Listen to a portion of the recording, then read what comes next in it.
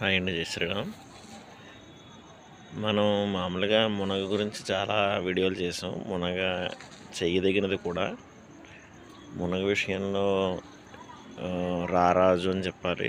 ఆకు కూరల విషయంలో కూడా ఇది పోటీ పడుతూ ఉంటుంది. మునగ ఎక్కువ ఐరన్ పుష్కలంగా లభించే మొక్క మనం పేర్కొనవచ్చు. అయితే మునగ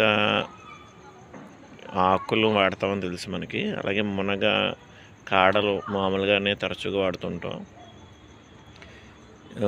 ఈ మధ్య విన్న విషయం అంటే మునగ పువ్వులు కూడా వాడతారని. మునగ పువ్వులు పచ్చడి చేయడం కానీ పప్పులో వేసుకోవడం కానీ కూడా చేస్తారట. ఇది చాలా ప్రయోజనాలు ఉంటాయని ఆయుర్వేద వైద్యులే చెప్తున్నారు. మునగ పువ్వులు కూడా చాలా లాభదాయకం అని. ప్రయత్నం చేయండి. చక్కగా మునగ పువ్వులు కనుక అలా ఇదివరకు ఎవరైనా ప్రయత్నం చేశారు, మేము వండుకున్నామండి ఫలానా విధానంలో వండుకున్నామన్నా కూడా ఒక కామెంట్ పెట్టండి. లేదంటే దీన్ని ప్రయత్నం చేయండి, బాగుంటుంది. మెయిన్ ఏంటంటే పుష్కలంగా ఆర్గానిక్గా పండించే ఏవైనా కూడా మనకి హాని చేయవు. అలాగే ఆయుర్వేదిక్ ఏవైనా కూడా మనకి ఎప్పుడు సైడ్ ఎఫెక్ట్స్ ఉండవు. ఏదైనా మితంగా తీసుకోవాలి. అతిగా తీసుకుంటే ఏదైనా ప్రమాదమే. మా మునక్కాయలు చూశారు కదండి.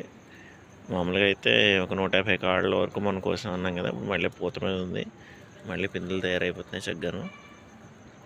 మాకు ఎప్పుడు కొంచెం ఉడతలును చిన్న చిన్న పక్షులు ఎక్కువ పూత తినేస్తాయి. అది బాగా విరివిగా కాయకపోయినా పర్వాలేదు. ఇదిగోండి ఇవన్నీ పిందెలే. ఉడతలు లేత మునక్కాళ్ళు తినేస్తాయి కరుక్కుని.